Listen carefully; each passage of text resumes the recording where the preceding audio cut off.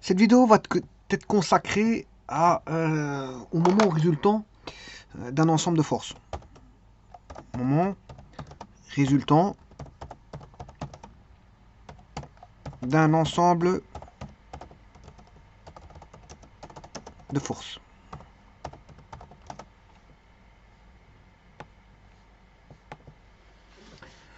Alors, avant toute chose, bien sûr, il faut poser le...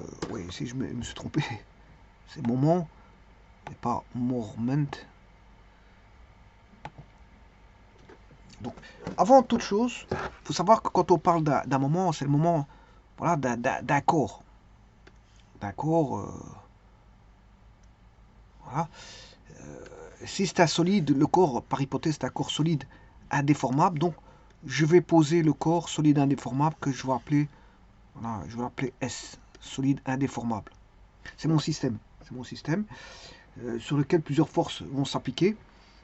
Et je vais noter ces forces F1, F2, Fn qui vont s'appliquer sur le solide. Donc, j'aurai, voilà, par exemple, une force F1, F2, une force F3, voilà, une force que je vais appeler Fi, et ainsi de suite. Et là, j'ai une force Fn.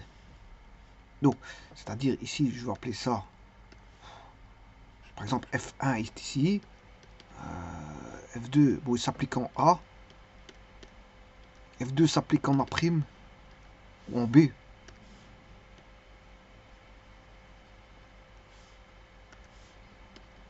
B, ici j'ai la force F2, et ainsi de suite. Bon, alors, supposons qu'ici, je vais appeler ce point-là A1. C'est plus facile avec un indice, comme ça, celui-ci sera A2. A2. Celui-ci, ce sera, par exemple, AI. S'applique la force FI quelconque. Celui-ci, par exemple, c'est F3 qui s'applique en A3. Et ici, au point AN, s'applique la force Fn. Voilà, vous avez F1, F2, Fi, F3, Fn, etc. etc. Voilà. Donc, bien sûr, on a le poids, hein, le poids du solide qui intervient, qui est une force connue qui s'applique au centre de gravité.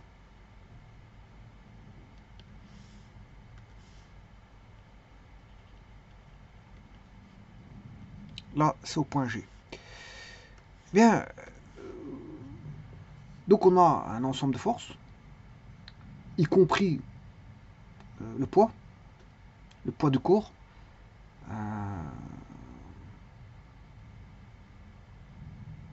Le poids du corps fait partie de cet ensemble de forces.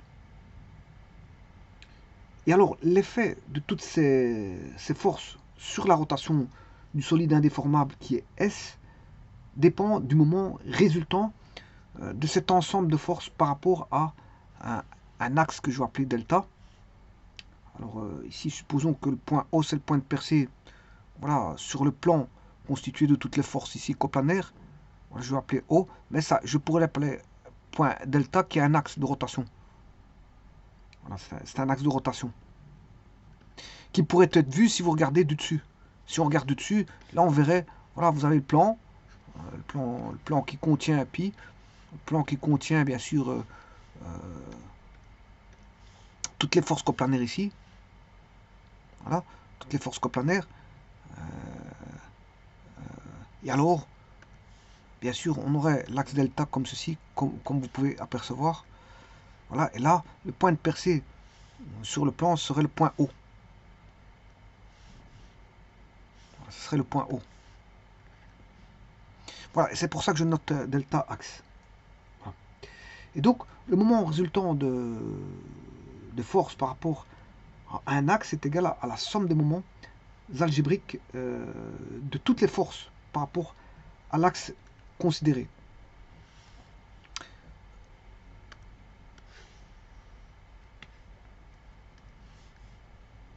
En d'autres termes,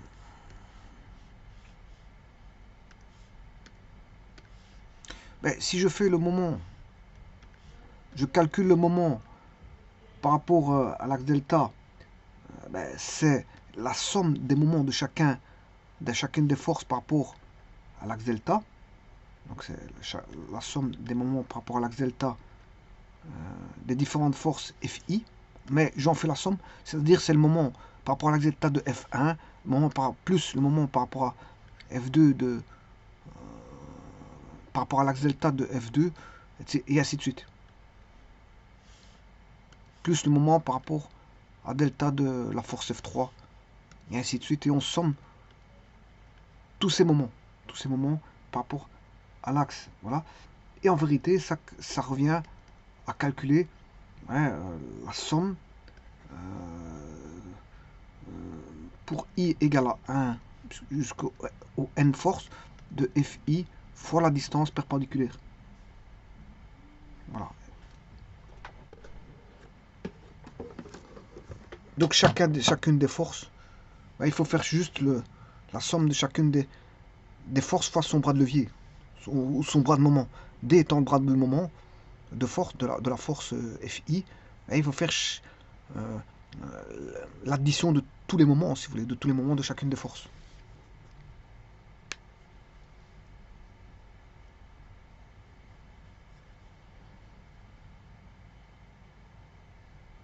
Alors D étant leur distance respective, j'aurais dû mettre non pas D, mais par rapport à sa distance respective qui est DI.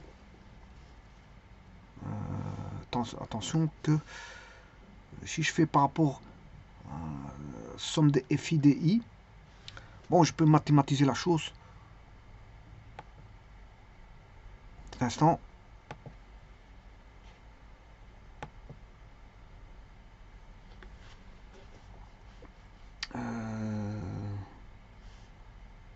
Bon.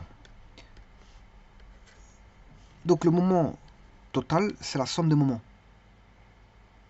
La somme des moments total des forces FI, des différentes forces FI, c'est égal à somme de I égale à 1 jusqu'à N des moments par rapport à la somme de tous les moments par rapport à l'axe delta de toutes les forces FI.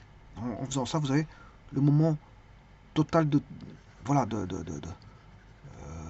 toutes les forces, c'est-à-dire le moment dû à R. Alors ceci, comme je vous ai dit, c'est la somme pour I égale à 1 jusqu'au N de FI avec leurs distances respectives. Voilà. Voilà. Mais c'est aussi est égal à la somme des forces Fi égale à 1 jusqu'à N fois la distance, voilà, à la résultante. Donc c'est-à-dire que la résultante, ici c'est bien sûr la somme des Fi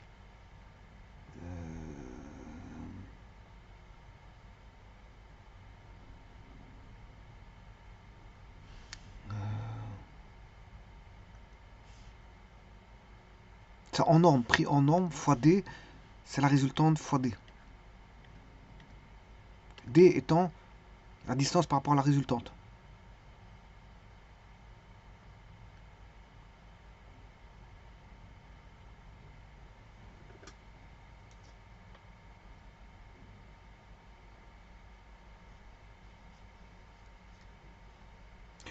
Voilà, c'est ce qu'on peut dire